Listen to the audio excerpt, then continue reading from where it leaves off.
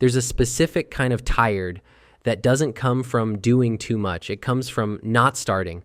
You wake up with time, with intention, with a plan that makes sense in your head, and somehow, by the end of the day, you're standing in the same place. Still thinking, still preparing, still waiting for a moment that feels safer than the one you already have. If that's you, hear this clearly. You are not broken. This makes sense. Your brain isn't trying to ruin your life. It's trying to protect you. Most people call it laziness, but laziness is a label we use when we don't know the story. And the story is usually softer than we expect, because procrastination isn't always about time. It's often about safety. It shows up in small, ordinary moments. You open the laptop and feel a quiet pressure in your chest. You look at the task and your mind suddenly gets foggy. You tell yourself you'll start in 5 minutes after one more scroll, one more snack, one more tiny thing that feels harmless. And then the day is gone. The first reason this happens is simple. Starting creates an emotional spike. Not a dramatic one, a subtle one. But your body notices it. Starting means uncertainty. Starting means you might feel clumsy. Starting means you might not know the next step. And for a nervous system that's already carrying stress, even mild uncertainty can feel like threat. So your brain reaches for relief. Not because you're weak, because relief works. It lowers the tension quickly. It restores a sense of control. It reduces the mental noise. It's like pulling a blanket over your mind, like stepping back into a familiar room where nothing is demanded yet and nothing can go wrong. The second reason procrastination holds on is that it protects your identity. Starting doesn't just mean doing a task. Starting means becoming visible to yourself. It means the fantasy becomes real, potential becomes measurable. And if you've learned somewhere along the way that being measured leads to shame, then beginning can feel risky in a way you can't always explain. So you wait for the perfect moment, the perfect mood, the perfect plan, the version of you that already feels confident. And the waiting feels responsible. It feels like preparation. But underneath, it can be a way of avoiding exposure. Because as long as you haven't started, you can still imagine yourself doing it perfectly. And that imagined version of you feels safe. The third reason procrastination persists is that your brain loves predictability more than it loves progress. Progress requires uncertainty. It asks you to step into days where you don't know how you'll feel, or how the outcome will look, or how long it will take. Predictability, on the other hand, is immediate comfort. It's a familiar path, a known routine, a place your nervous system can move through without bracing. So when you approach something new, your mind doesn't only see the task, it sees the unknown behind it. And the unknown feels expensive. That's why procrastination can get stronger during unstable seasons. When you're tired, when your sleep has been off, when life feels chaotic, when you're carrying too many small demands. In those moments, even a simple start can feel like one more wave.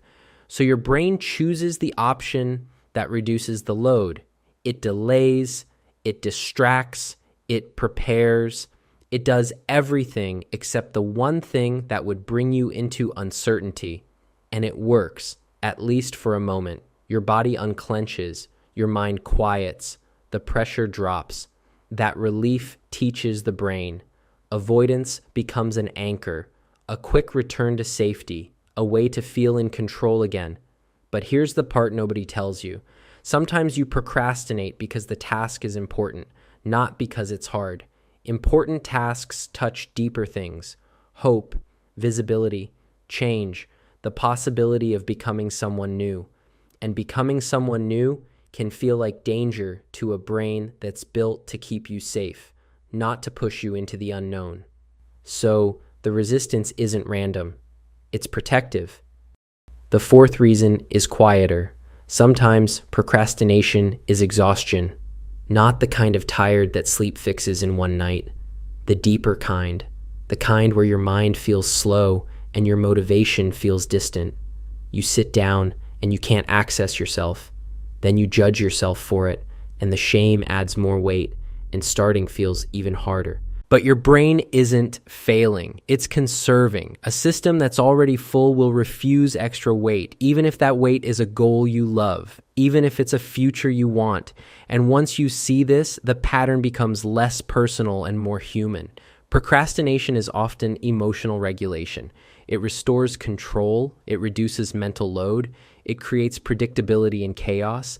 It's like autopilot when steering feels too much. It's like going back to a familiar room when the outside world feels too sharp. And the way you experience this can change as you age. When you're younger, procrastination can feel like you have time, like the consequences are far away. Tomorrow still feels generous, but later the same delay can start to feel heavier. Not because you became worse, but because you begin to notice patterns. You begin to feel the quiet grief of repeating the same loop, the grief of wanting more than you're living. And that grief can add pressure, which makes the start feel even more loaded, which makes avoidance even more tempting. So the cycle tightens. And if you've been in that cycle, you don't need more shame, because procrastination doesn't mean you don't care. Most of the time, it means you care a lot, so much that your brain is trying to protect you from the feelings that come with caring, the possibility of failing, the discomfort of effort, the vulnerability of being seen, the uncertainty of change, the exhaustion you may not have fully named. So if you've been judging yourself for being stuck, let that soften. You are not broken. This makes sense. Your brain is protecting you, not because it wants your life to shrink, but because it wants you to feel safe inside it. And the fact that you can recognize the pattern at all means something important. It means there's a part of you that's still awake inside the fog, still watching, still wanting, still there, not as a machine, just as a person, trying to feel safe in a world that often isn't. If this felt familiar, you'll recognize yourself in the next one. Subscribe if you want more of that, and pick another video now, the one you're slightly avoiding because it feels too accurate.